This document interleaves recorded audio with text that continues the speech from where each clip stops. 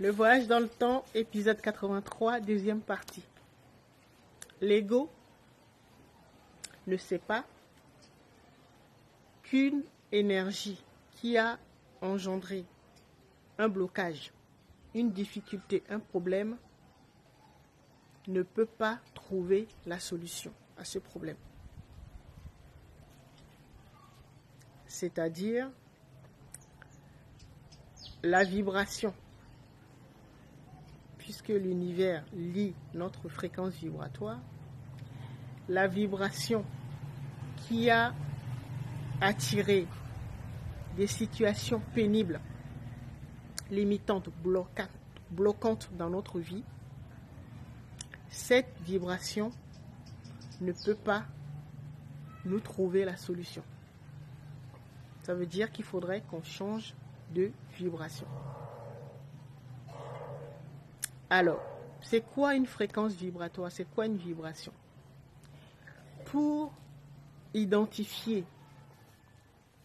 votre vibration actuelle, vous avez besoin de 5 paramètres. Première chose,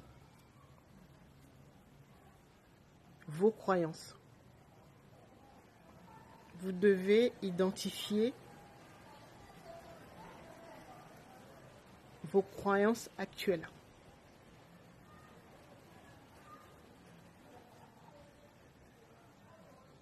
Vous pensez que vos croyances c'est plutôt tourné vers je suis trop jeune pour faire ça, je suis une femme, je ne peux pas le faire, je suis africain, je suis arabe, je suis asiatique, donc je ne peux pas faire ça. Est-ce que vous avez plutôt des croyances limitantes? C'est ça qu'il faut identifier. Ensuite, nos pensées. Deuxième chose, nos pensées. À quoi pensons-nous la plupart du temps? Est-ce que nous sommes à ressasser le passé? Telle personne m'a trahi il y a 10 ans, cette personne m'a escroqué il y a 10 ans, on m'a licencié, voilà. Est-ce que la plupart du temps, vos pensées tournent vers le passé, les rancunes, tout ce que vous avez vécu, vos blessures et tout ça? Deuxième chose à identifier, c'est cela. Troisième chose, votre identité. Est-ce que vous pensez que vous êtes plutôt une pauvre petite créature dans un univers indifférent, ou au contraire que vous êtes beaucoup plus proche du je suis le créateur de ma réalité et donc tout ce qui m'arrive, j'en suis responsable. Les expériences que j'attire vers moi, si ça foire, c'est parce que y a quelque chose qui a foiré dans le processus de création, puisque je suis responsable de ma réalité, de mon expérience. Est-ce que vous êtes plutôt vers cette identité?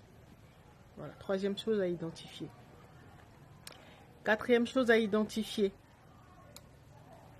vos émotions. Je dirais beaucoup plus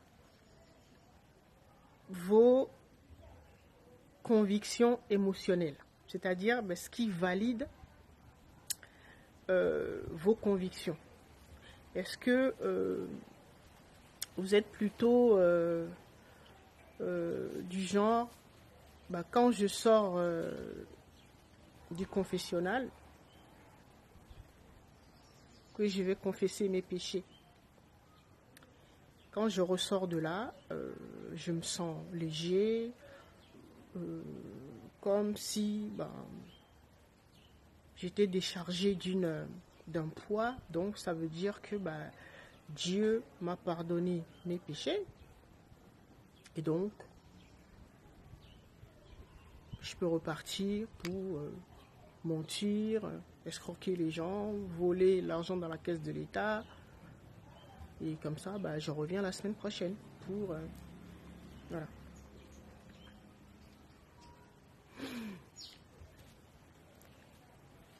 Voilà.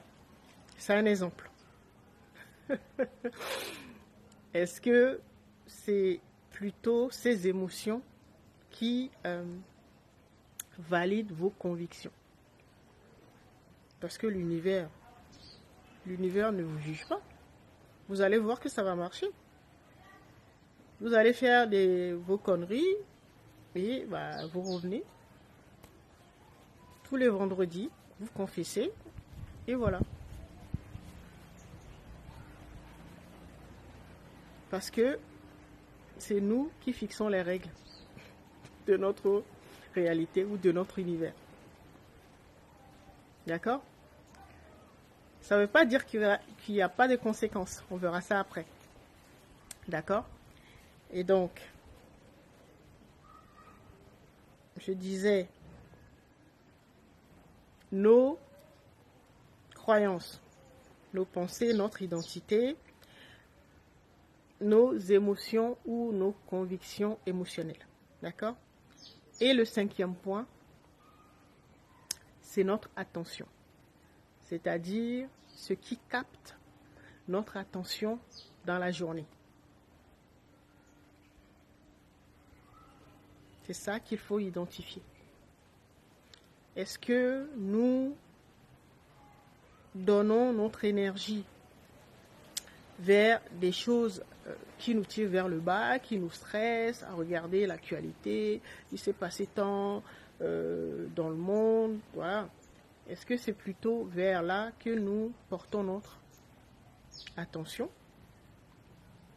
ou plutôt vers des choses qui nous tirent vers le haut?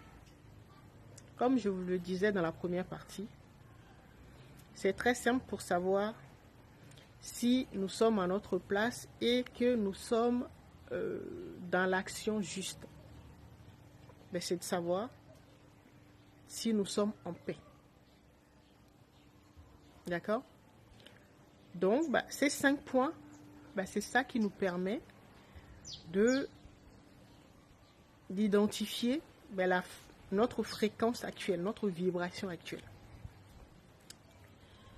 Et de comprendre pourquoi nous attirons tel événement. Soyez honnête en faisant ce diagnostic. En regardant les 5 points, vous saurez la vibration, votre vibration actuelle et pourquoi vous attirez tel événement dans votre vie. La vibration, c'est ce qu'on appelle également notre rayonnement, notre double quantique ou ce que j'aime bien appeler la boîte noire, c'est-à-dire notre subconscient. Parce que ce sont les forces de notre subconscient qui créent notre réalité. D'accord?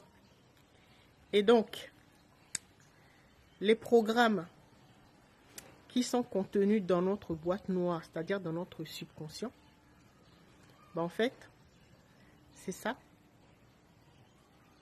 qui crée notre réalité. Et le premier programme, quand nous arrivons dans l'incarnation, notre boîte noire, notre subconscient est vierge. Et donc, ce sont nos parents qui nous donnent ou qui nous lèguent les premiers programmes qui sont contenus dans notre subconscient. C'est pour ça que, après, une fois devenu adulte, il faut faire le tri dans ces programmes. Tout ce qui ne vous donne pas la paix, ça veut dire que même si vous aimez profondément vos parents, il faut couper, rompre avec ces programmes limitants, ces programmes malveillants. Aujourd'hui, je pense que nous allons devoir faire 3 parties, exceptionnellement. Donc on se retrouve dans la troisième.